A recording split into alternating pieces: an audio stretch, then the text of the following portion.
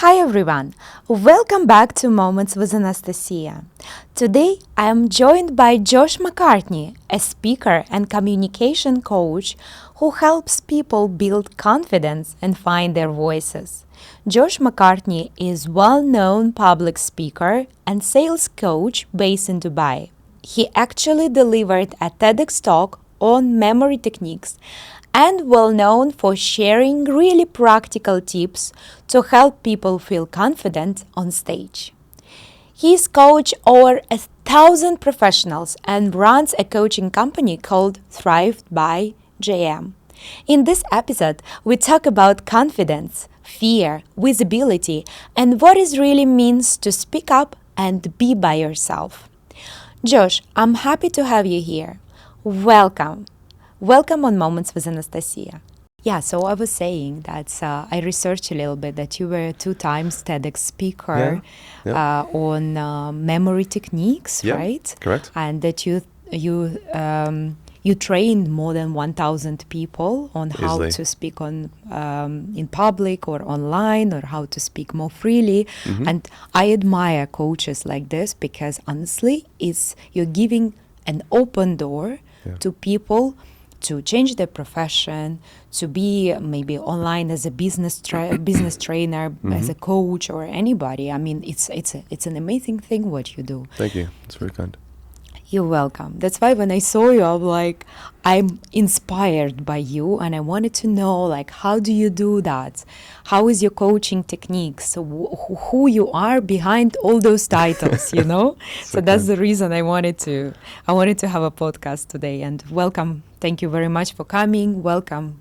I'm glad to see you here. So how do you feel today, Josh? I feel fantastic. It's a pleasure to be here, honestly. Thank you very much for having me. And I'm excited to share what I know. I don't know everything, but the things that I do know I'm okay at. And my hope and intention is to share it with some people that might help them as well. Yes, I'm sure it will help a lot of people. So tell us your story. How did you start into coaching? How did you start this journey? Depends how far back you want me to go. So for me, when I was younger, one of the biggest things that I ever wanted to do was to just connect with people. I'd never thought about speaking on stages. I never thought about becoming a public speaker or anything like that. All I wanted was simply to connect to people. And I was a very, very shy kid. So I found it very, very difficult. I was overweight. I was bullied. I had terrible teeth. I did homeschooling because I couldn't face people. And at school, it was a nightmare for me. So I would fake being sick all the time so that I would stay away from school. And my biggest real dream and inspiration was to connect with people. I really just wanted to be able to meet people without feeling that petrifying feeling in the stomach and the chest and getting the sweaty palms and stuff like that. And when I say I was shy, I really mean I was shy. So I would have a family reunion and your family would come, right? And I was so shy that I would literally lock myself in my room away from my family members because I found it difficult to even speak to my family. Wow. And this persisted most of my childhood into my teenage years as well. And when I first started doing music, it was to try to connect with people. I thought that if I do music, then people will see me. Then people will finally hear me. And then they'll understand me and I'll be connected. And I did music 10 years professionally. But what I noticed is that when I'm on stage, I have a character. I put on a hat. Yes. Not a real hat, but a figurative hat, a metaphoric hat. There would be a different version of me. And that version was worthy of connecting with people. But the second that I would hop off stage, I'd take the hat off, I was back to being Josh. And I'd go to shake people's hands and my hands would be shaking and sweating. And my heart would be pumping and racing. And as I get close, hand would come away and I'd walk the other way and I'd say, next time, Josh. And for so long, this just kept happening. And I started to realize that, I was missing out on opportunities. I was missing out on friendships. I was missing out on dating. I was missing out on everything that the human experience is based around, which is connecting to people, just because I was afraid of speaking to people, or connecting and communicating. And at one moment I just decided, if there's one person out there that has gone from shy to confident, that has overcome the challenge of communication and has become good at it, then so too can I. And the first thing I did was I learnt communication skills, basic stuff like smiling when you speak Mhm. makes a difference. Of course. Yeah, little things like that. I started to do storytelling. I took a public speaking class. I took a communications class, sales training. And what I started to notice is that when I started speaking, people started to really listen. Mhm. People started to respond. And people would start saying, wow, you're really confident and charismatic and you're so good at communication. And I thought, me? Really? Because my whole identity was wrapped up on not being a confident communicator. So how could anybody listen to me? And the first time I did a TEDx talk, I remember standing in front of 150 people. And that first talk was on memory. And I'm seeing everybody's faces, the eyes looking at me as well, waiting for information. And I thought, wow, these people are waiting for something that can change their life. You know, some new information that can tweak something to be the catalyst of change. And I thought, wow, imagine if I could get good at speaking, but then if I could get good at teaching other people to speak. Mhm. Instead of just relying on myself to make an impact, I can make more people like me or better than me, so then they can make more people that are better than me and create a bigger ripple effect throughout more people. And that way, the lessons that I learned, the hardships that I overcame, and everything that I went through can make an bigger impact and leave the world a little bit better than when I found it. And I'm really, really glad that that version of me that was really afraid of speaking to people, that version of me that was really young and shy and insecure and afraid, I'm really glad that he saw the pathway forward of don't give up on this. Learn the skill that can help other people. Learn the skill that can help yourself. And with that, maybe you can become proud of yourself and finally connect with people. And, you know, fast track, years and years later, this is what I get to do for a living. I get to host my own workshops and events and trainings and seminars, and I get to train companies. I get to do talks for fun, you know, and for me, what was my biggest fear has now become my biggest superpower. Your biggest advantage. My biggest advantage. And I know that it can for everybody else as well. I honestly believe that communication is the one skill that can change everybody's life. Yes. I mean, it's so powerful what you said. And I can relate to that because I was also an overweight kid. Really. When I was in school, I was like around 100 kg. Fat kids represent. Yeah, so this is really difficult. So I know how it is to be an overweight child because everybody is just trying to bully you all the time. And I can relate with the relatives because I wasn't confident enough to go out and speak to them. I had exactly the same. And then I decided to change. And I remember myself one morning, I woke up and I looked at, this 3-layer of fat, and I was crying and looking into the mirror, and I was thinking why am I like this? What can I do to change myself? And I was at school, and one teacher believed in me, and she said, you need to recite the poetry in Ukrainian language. And I was like, how can I recite? Look at me, I'm big. I can't. She said, I'll teach you the skill. How to recite the poetry, how to look at people's eyes, and how to say in Ukrainian the poetry about, or just a poetry or about the poet. So I was doing that, and I had some certification as well. But when I came to Dubai, it's English, it's not Ukrainian. So I had also challenge to come out from my own shell. I think the past experience was coming out from me, so it was difficult. That's why I wanted to hear your story, because I can relate a lot to you, and I want to also learn to be a TEDx speaker, to speak like you in front of the audience with having no fear in your eyes, and fulfill those 150 people who is listening to give a knowledge to them. I mean, I'm admiring you, honestly. You're so kind. Thank you. You're welcome. And it's coming for you, 100%. Yes, I'm ready for it. I'm ready to go for it. And I feel that everybody who's listening to this podcast, it will not gonna happen for no reason. There will be a reason why that particular person listening, so they might come to also improve their speaking skills, to improve their confidence, because without confidence, you cannot achieve anything. Even like today, I was preparing for this podcast, and I have a bunch of questions prepared for you, but I feel that it's very important to be confident even on social media. even on Instagram, to show yourself who you are, right? It really is. Yes. So I want to know, what do you think about confidence? Can it be learned, or people have to be born with it?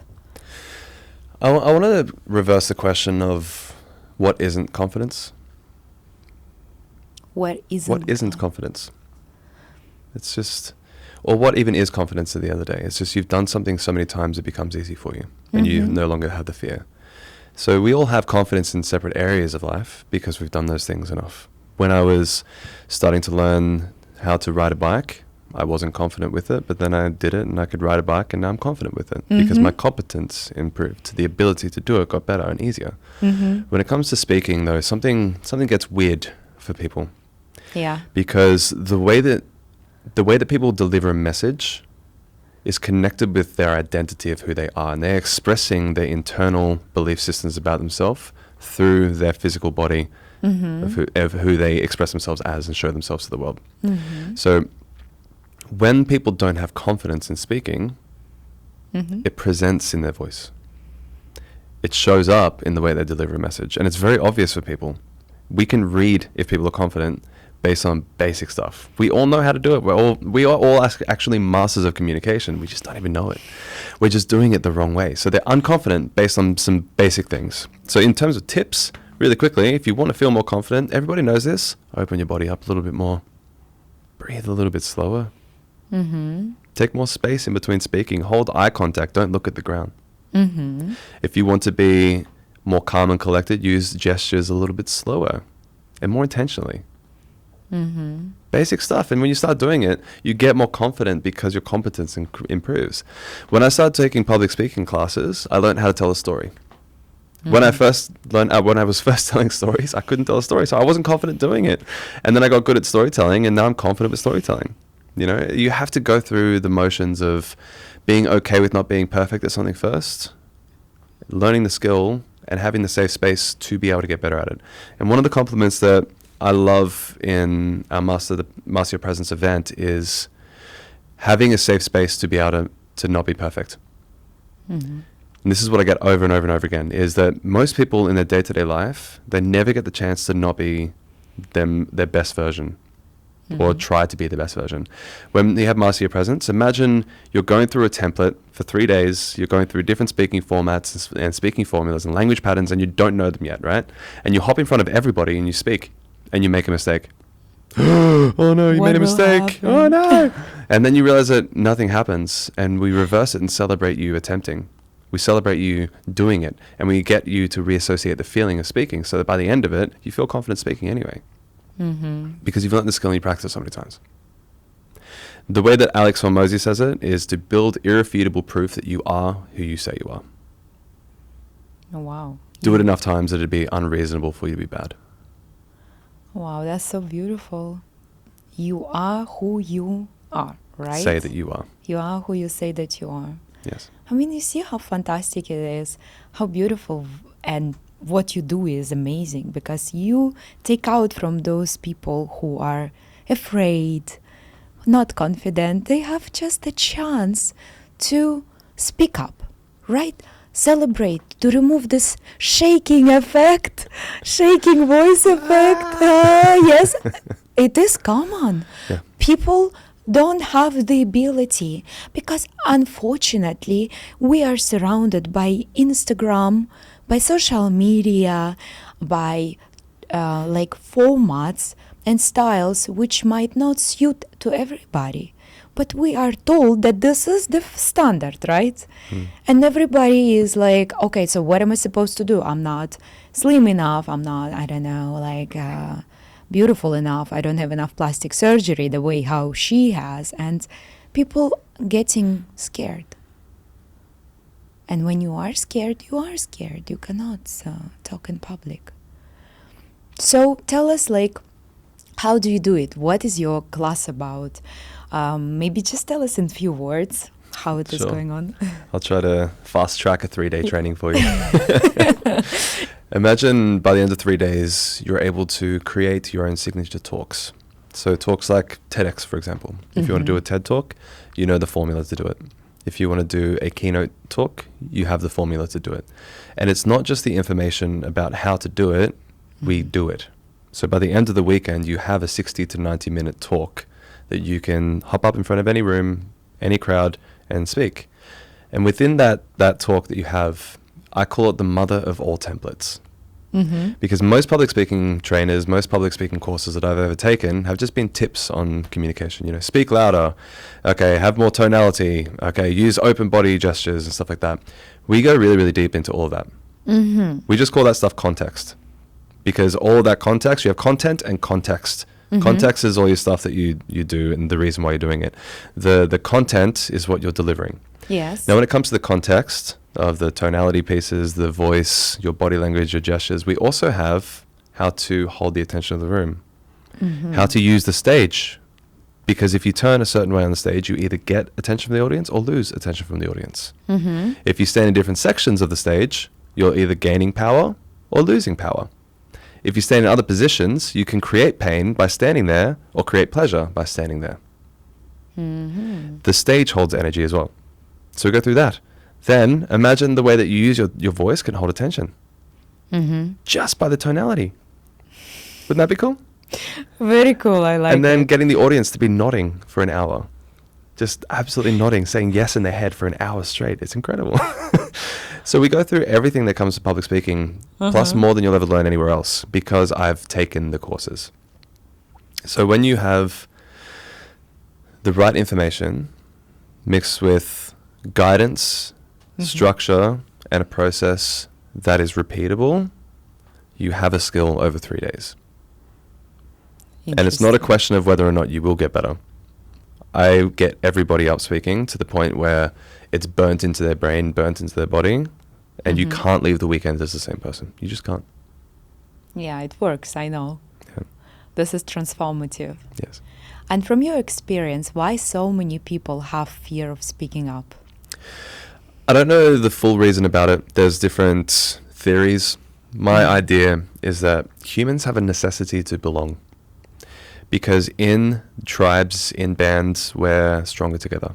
If you're outcasted from the group, it's very, very likely that you are going to get eaten by a lion, hunted by another tribe, or just die. And when it comes to public speaking, you are facing judgment from the crowd. You're facing judgment from the tribe, to be outcasted, to be shamed, and being discarded. So biologically speaking, our brain hasn't evolved past that point yet.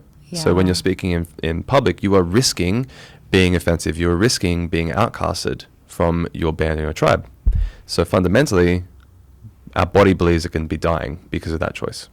And we are choosing to do that and still do it anyway.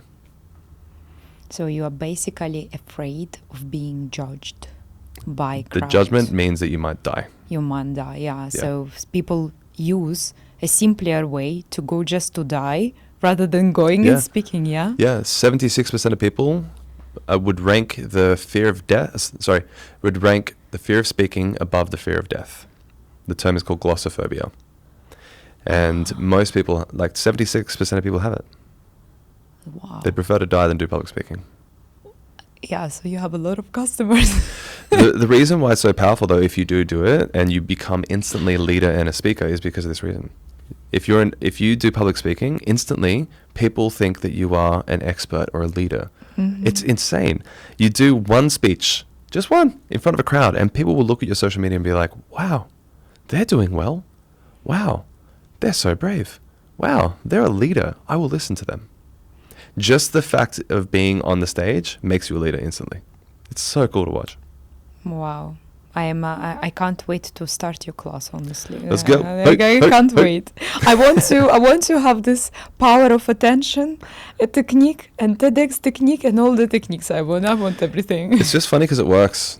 And when I first started, I wouldn't have believed it. When I was a kid, I wouldn't believe that this was possible. I would have thought some people can do it and some people can't. I'm just the people that can't.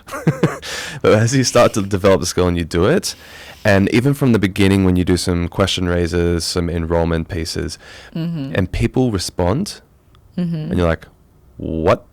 It works. That's crazy. And then the energy is just completely different for the rest of your talk. The fear is just gone instantly.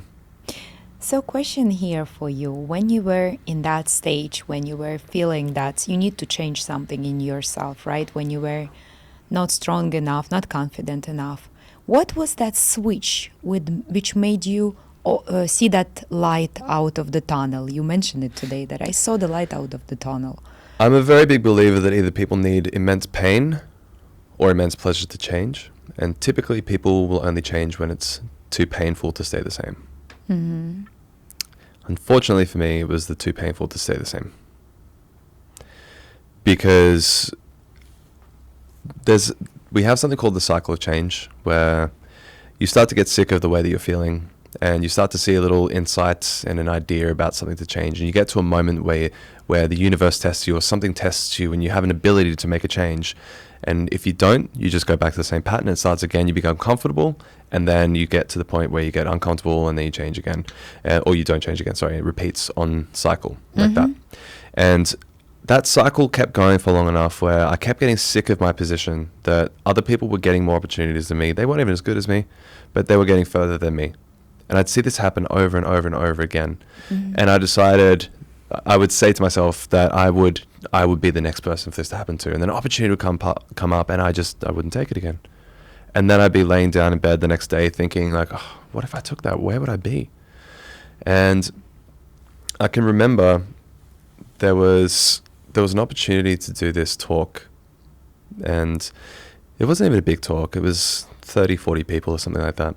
And I turned it down because I was afraid. It's a very simple talk to be able to do in 15 minutes. And I turned it down, and then I watched it on social media that somebody else did it. And I just remember thinking to myself, Josh, are you gonna sit in this position and be that person who is too afraid to take a risk on just speaking, for crying out loud, and keep losing out opportunities, or are you going to start chasing the things that you really want and actually start getting further? And that moment I was like, no matter what happens the next time, however I feel, whenever that opportunity comes up, I'm going to take it. I'm going to do it. I'm going to get through that discomfort, and I'm going to take the damn talk. And I noticed something when I took it, that it wasn't that scary. It was the anticipation that was scarier than the moment. It was that feeling before the event that I was afraid of. When I actually started speaking, I thought, wow, this is okay. And now I get people coming up to me at my talks now and they say things to me like, oh wow, I can't believe it's coming from a person like you. I'm like, a person like me? What? I'm just a person. But because I'm now speaking, I've gone from that person who would just let opportunities go past me and be wallowing in self-pity the next day, to the person that people now look up to just because I took a new choice. The reason why I say this is because the moment of that decision for me, it comes up for everybody all the time. There will be an opportunity that comes up. Just say yes. Figure it out. It's going to be okay. And then guess what? What? You're going to die one day. And the biggest thing for me is to get to the end of my life and think, shit, I could have just done a few more things. But I was just afraid to do it because of what people's judgment. Oh no. I prefer to just do it and lay on my deathbed happy. That you have achieved so many things, and Yes. you have trained so many people, and you grow a bigger person that you are, and you overcome your fears, right? I mean, honestly, I used to also be afraid of judgment of other people, because you are walking and you are big, right? And you have this in your memory. And I used to be afraid, and I used to also try to find a way how to fight it, but it's not easy. It's not easy. It's not easy. No. I mean, The best things normally are actually pretty difficult. yes. If it would be that easy, everybody would do it. Everybody Yeah. would be sitting successful businessmen, running their own company. That would be so happy, because it will be just like this, but it's not easy. Which is the best thing, because knowing that means that if you're the kind of person listening to the podcast, that it means you're already on the verge of making that decision. So just Yeah. jump, figure it out as you go. It's okay. Yeah, it's fine. It's just, if you are dropping the fears of being judged, of being, I don't know, uncertain of what will happen, what people will say, what people will think, just don't care. I mean, people will always talk, Oh yeah, yeah. and Yeah. they will always be there. Yeah, I think it's really, if you get judgment from people and let's say hateful comments or something like that on social media, it means you're doing something right. Yes. When my TikTok first blew up, I would be having 20,000+ comments on a post. And if you look at statistics of comments, typically around 20 to 30% should be negative, actually. Mm-hmm. So imagine 20,000 comments, 20 to 30% are negative. It's a lot of negative comments. And when it first started happening, I started to get really upset with myself, or really, down on myself. Like, oh, everybody thinks I suck. Well, this is horrible. And then what you start to realize is that you need that to be able to even go viral or whatever. But you also need it to be able to show to other people that action is right as well. You need polarity, you need duality, you need two different opposing sides to be able to get people to decide and find their truth.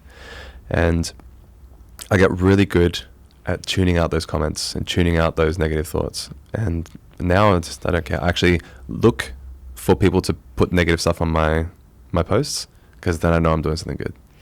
It's your authenticity. If you are authentic, people will comment, and it might not be very, very positive all the time. And it's okay. It's okay. Yeah, It's fine. come on. Life is going on, and whoever is commenting, it will just pass. People, when they comment badly, they're not having a good day anyway. So. No. Or life, maybe. Or life, Yeah. yes. They're not happy about their life. They're not happy about their choices. They're not happy about who they are. And they see someone very successful talking about how to Yeah. be more confident. And they say, oh, shit, I don't want to hear about it. I don't want to talk Easy about for it. you. Yeah, it's easy for you, but it's not easy as you say it. And, and we need some people like this also, because Yeah. they find you an opportunity to be a different version of you, in a way. Mm. It opens you up in a way to become more stronger, right? So Yeah. that's what it is. I want to know, what one tip you will give to people who wants to be more confident in public speaking? Take a course.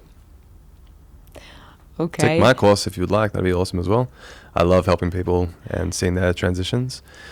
But take a course, learn the skill, because public speaking is just another skill that you haven't mastered yet. If they're you not master the skill- ready for the course, there are some people who are sitting there and doubting in like, shall I say, shall I not say, shall I do, shall I not do, you know? Yeah, I mean, the version of you that is doing the things you want to do have done something like public speaking, and they have taken new information and applied it. So the version of you that's waiting for you is waiting for you to make a choice. I can't push you that choice on you. You'll get to a point where you'll decide that I wish I took it sooner. The only thing that I wish that I did was learn public speaking and communication sooner. It would have opened up so many more doors so much faster, and it would have changed my life a lot sooner. Everything happens in the right timing, and that's fine. But for those who are hesitating, you're probably hesitating in many other areas of your life as well, and probably not getting results based on that. So success loves speed. It doesn't love the ideas. People who execute faster get results much faster.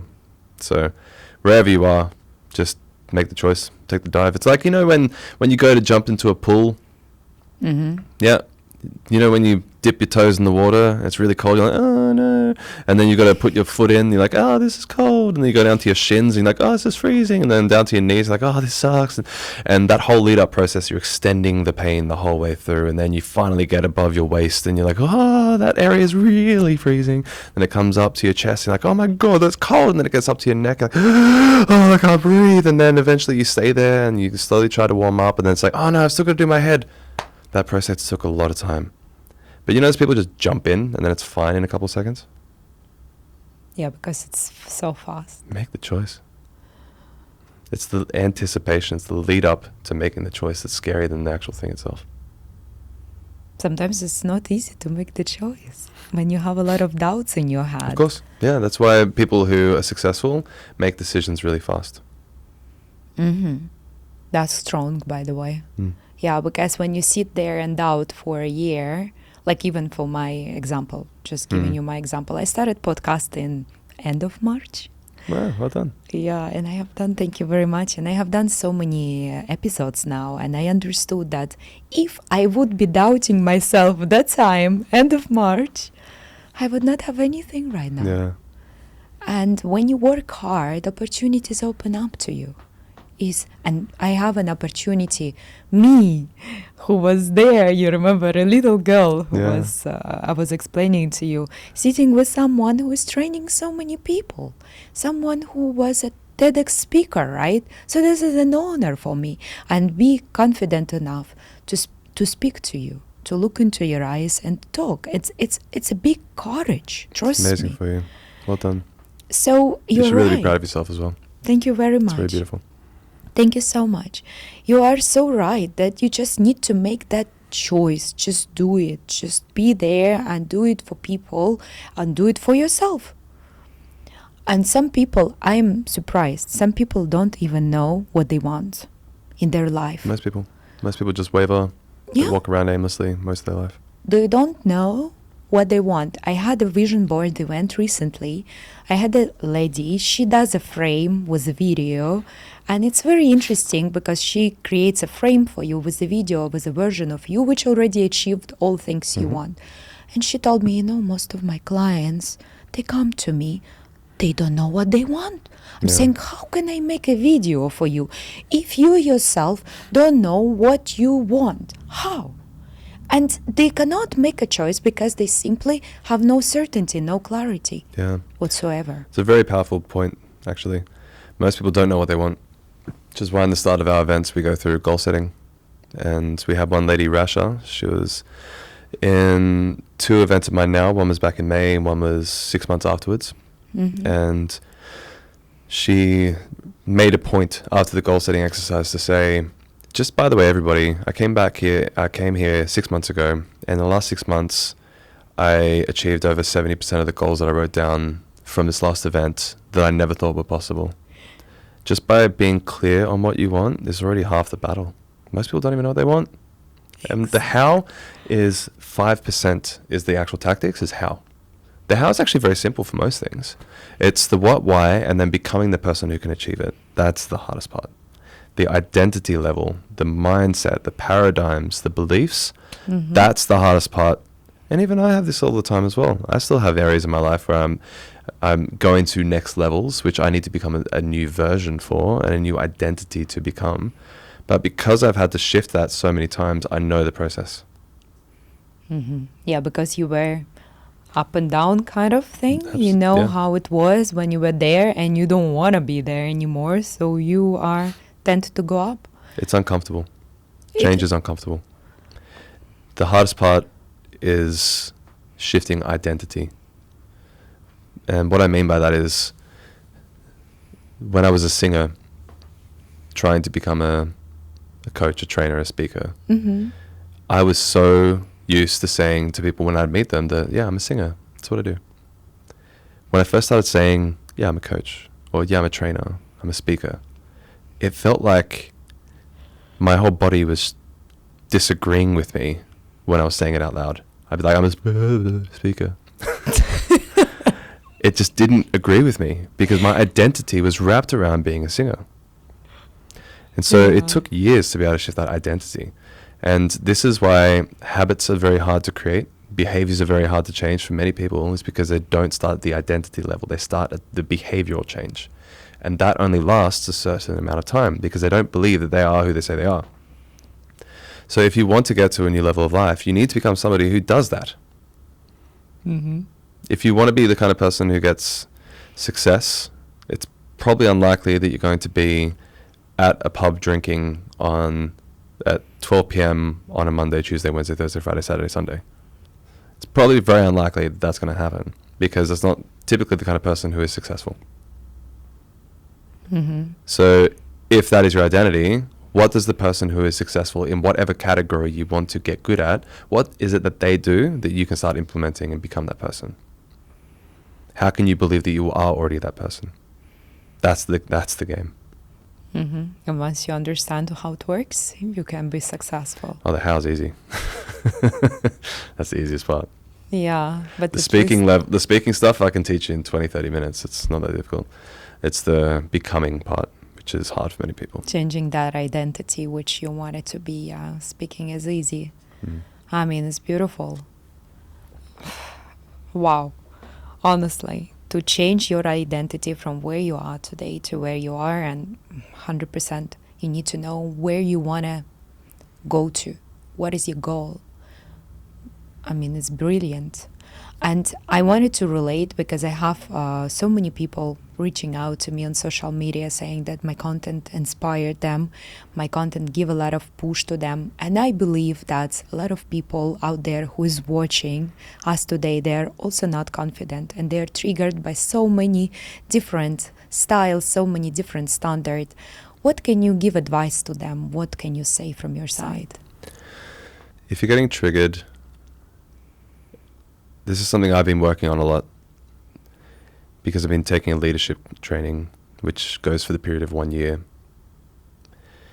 If life is triggering you, it's not about life, it's about you, and recognizing how you're triggering you.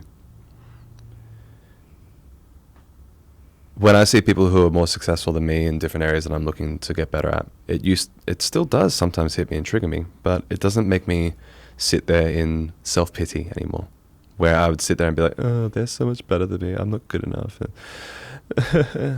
That used to be me for a long time. I used to overthink everything. I used to get angry at myself. I used to feel like I was worthless and I'll never be good enough. And this was something that was happening all the time. I'd be driving in my car and I just have this intense emotion of anger and frustration and discontent. And this was happening all the time. And now whenever I start to look at people who are doing better than me and I get that discomfort, straight away I have to see, why do I not feel good enough, and is this true?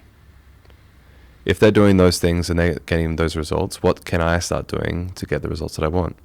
And this happens in relationships. If somebody triggers you, is it really them triggering you, or is it something about you and your past triggering you? Mm-hmm. And for most, and by most, I mean all areas of your life, if you're getting triggered, it's you. You are the trigger. You are holding the gun. You're pulling the trigger every single time.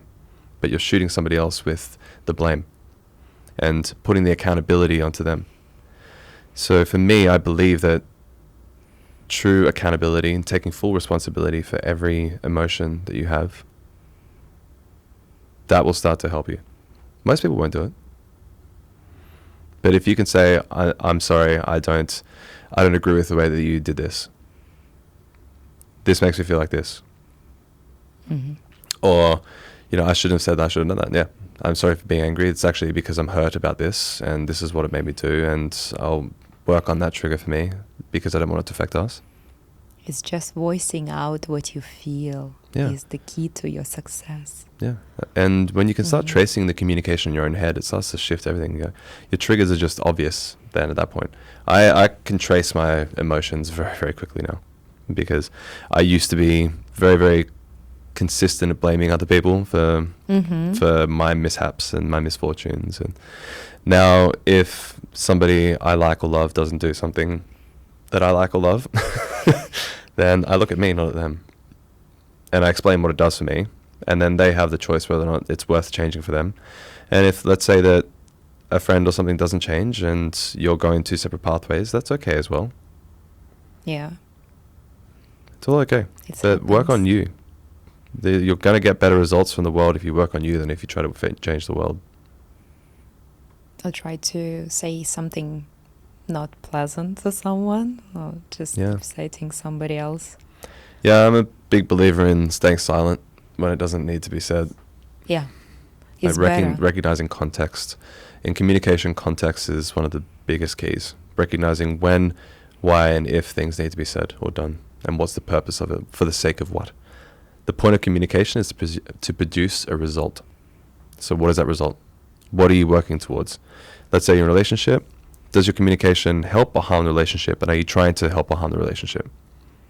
If you've got that frame of mind, you can alter your communication to get to a better outcome for both of you. Mm-hmm. But most people don't have a for the sake of what. They don't have a context. They don't have a frame to speak through. So they just go with whatever. So they get triggered by everything. Yeah, and they start picking up the fight, and they start fighting all the time, hating each other because they just don't understand what's going on and why it's like this. But I mean, in my situation, I work with a life coach and therapist for more than a year now, and figuring out how to name that particular emotion which comes up and triggers me. That was the biggest achievement of my last 1.5 year. Well done. Because I didn't know what's going on with me. Every time I'm angry or I'm irritated, I don't know what's going on. If I don't know, how can my partner understand what's going on? Or how can my circle or my colleagues understand what's going on? How can I progress? Yeah. That's what you're saying. I can relate to what you're saying because you're progressing when you know and can articulate what's going on with your personality. Yeah, 100%. And when you can start to recognize, identify, and bring light to those pieces that are difficult, it makes it a bit easier. When I was a bit less evolved in my communication, I would get triggered and I would try to retreat or hold distance. And then I would try to essentially be a bit of a victim. And I realized that this doesn't work anymore for me, for a future relationship that I'm in or anything. And my body still wants to do it because it has those old patterns deeply conditioned. So I'd want to get space and, be a little bit distant because maybe they said something that triggered me or something. And my first 10, 20 seconds, I might not recognize that I'm getting triggered by that. And then I recognize and think, oh, wait, that wasn't on them. That was actually on me. This is what it did to me. I apologize. Let's work through this. Cool. Yeah, I know. Being the victim Own up to it. Yes. Just be the bigger person. Just be the bigger person. Emotions disappear, but sacrificing friendships and relationships with yourself isn't worth it. Just be the bigger person. Yeah, being the victim is the easiest thing it's so to easy. do. It's so easy to be a victim. Just I am the victim and everyone hates me, the world hates me, it's everyone else's fault. Yeah, it's everyone else's fault. It's so easy to say. Yeah, it's all on them, not on me, for sure. Yep. Another question to you. What is one mistake people make when they're trying to stay confident? Trying to stay confident? Let's say I want to become confident today, but I'm just doing mistakes, and you are as a professional coach, you can spot those mistakes in me. What are those mistakes? Confident in speaking? Just confident, in speaking. Let's say just doing your talking head in Instagram stories. Some people cannot do that. That's why they don't speak on stories. Okay, so not being confident in terms of taking action? In terms of voicing out what's going on with you? Or simple, just to say, hey, I'm here. I'm here with Josh and we're having a podcast and this is what's going on and we have this red beautiful setting. They can't do that because there is something in them from your professional point of view. What's there? Oh, they're afraid of looking cringe or they're afraid of looking like an idiot. It's back to the fear of judgment thing. Yeah, so it's simple. Yeah, end of the day, just get used to becoming the kind of person that can post. It doesn't matter if it's good or bad. When we do my first couple of hours of the training, we'll get people to post on social media, even if they're not ready for it, just to show to the world that they're starting this project. I'm starting this thing with Josh and he told me to start posting and no filter, no lippy, no trimmy, nothing like that. Just start posting, become the person that's okay with posting. And when it comes to anything, you've just got to jump. You've got to stop holding yourself back because the version of you that holds yourself back will get you the results you're getting. And unfortunately, it's going to feel uncomfortable, but recognize it will. Recognize it's going to be uncomfortable. And that is okay. It's okay to not get it all right. It's okay to not get it perfect. People connect with with imperfectness, imperfection. There we go. People connect with imperfection and with authenticity. And the good news is people aren't perfect either. So they look at you being imperfect and think, oh, you're like me. I like you. I've got a little example about trying to just post stuff that doesn't connect with people. And the way that you can make it so it doesn't look badly on you is to take away their ammunition. And what I mean by that is I was watching this post by a page called Love in Dubai. Okay, yeah. I love that also. Yeah, I like Love in Dubai. They're great. But sometimes I look at the comments and they're like, great, thanks for sharing that. Why did you share this? Why am I unfollowing? And I get it, because sometimes I'm like, great, an influencer that I've never seen before went to a place. I don't care, right? But then one time they posted this thing of a delivery driver or a Korean driver just on the motorbike at a red light. And the caption said something like, "We love how our riders obey the road rules." Mm-hmm. And I was watching it and I'm thinking, why are you posting this? Mm-hmm. Are you wasting my time right now? I started to get angry. I'm like, why are you wasting my time? And then as I started to say that, it popped up saying, haha, sorry, we had nothing else to post.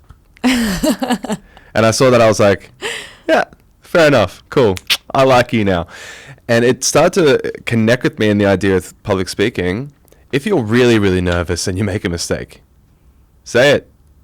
Hey, I'm scared to death of public speaking, but I'm up here doing it anyway, so can you please give me some grace? This is my first goddamn time. I don't know what I'm doing, and I'm probably going to mess up. Is that okay? Please?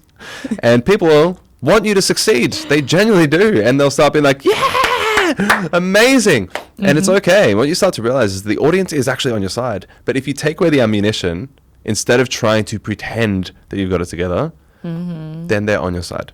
So if you own up to the fact that you don't know what you're doing, hey, I don't know why I'm posting this. I don't even know what I'm doing yet. I'm just trying. Figuring out. I'm just trying. People reward the fact of you trying. It takes away that fear. It takes away the ammunition and it puts them on your side. Mm-hmm. And people, they wear all the time different masks. And you were mentioning it a couple of times today that people wear different hats. Like, what can you say to that also? How to overcome copying someone else whom you wanted to be and wear that hat who you are not on social media, for example? I think it's okay to take influence and copy to an extent until it becomes you. You know, when I first started learning music, I would try to mimic and copy the people I looked up to until I developed my own singing style and my own voice. But that would never happen without copying other people. I think it's okay. I think it's okay. If you don't know what you're doing, mimic somebody, take role models. I still have role models and I still see myself when I'm posting something. I have a little memory or an association to them in my head as I'm doing it. And that's okay. I think it's okay to copy until you create your own, but still like an artist, you know, this inspiration goes out to this person because they inspired me to do this. Don't just blatantly copy and steal somebody's stuff, because then you look like an asshole when they find out.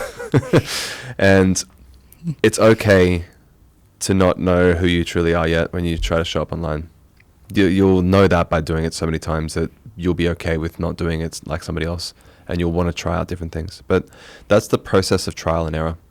Gamify it. Did this work? Nope. Did this work? Yep. Cool. Do more of that. What one tip would you give to our audience today for becoming more confident in public speaking? Just one. Take a training. Learn the skill. Simple. Learn the skill. It's a skill. Skills can be trained. That's it.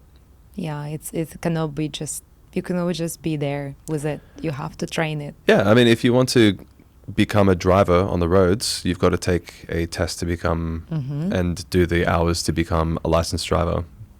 It's the same thing. If you want to become a speaker and confident speaking, you've got to go through the test. And well, I don't test people, but you have to do the actual course to become a speaker. You know, if you're missing a skill, there is a training to get the skill and acquire that skill. So if it's something that you want to get good at, take the training to get good at it. It's a skill. You can train the skill. Other people are doing the skill. Just learn the skill. What advice would you give to younger self? It's got to be okay, buddy. You got this. Just keep going. You're going to look back at yourself and be like, hell yeah, Joshy, we did it. That's it. Amazing. No, I'm really proud of him. I still try to make him proud, because every step of the way, imagine if you just gave up there and he'd be like, you're already there? You've got so much more you could do. That's so cool. Wow. You know, he'd be just keep cheering me on. Like, we get to do that? That's crazy. What else could we do? You know, and for me, I love to see that little version of me getting lit up by the idea of me getting better. Beautiful. I can see how your eyes are lighting up when you say this. You're so proud I'm of still a yourself. kid in my eyes as well. I know, but right? I still love having fun and being playful, but it's still, we still always have that playfulness, and public speaking, I believe, is playful and fun as well. I bring up my playful side all the time It's you start to realize that people actually are not that scary, and it's okay. Beautiful. The last question I will ask you. Can you give me a small review about how was the podcast today? How was the setup? Would you recommend it to anybody? Just a short review. How do you feel today? You, from the beginning, have made the process incredibly comfortable. You've got a beautiful smile, wonderful eye contact, and fantastic questions, as well as active listening. And in terms of interviewing, we came in with, I saw a few questions on the lead up, but you've done a really great job at free-flowing, connecting the dots between our conversation and doing yes and, like in improv, you say, yes, I love that, and leading on to your question. It's very, very beautiful. I think that you're doing an incredible job, and you should be very, very proud of yourself, how far you've come and where it's going. And I see this taking off and doing incredible things for you as well. So, well done. Thank you very much for having me. It's been a pleasure. Thank you very much for coming today, Josh. Thank you. I can't stop smiling. Thank you for bringing your beautiful energy, for the spark. You made me very happy inside today, and you shifted me with your storytelling experience. You shifted me back then, and I was traveling with you in time to see how you were there and how you were today.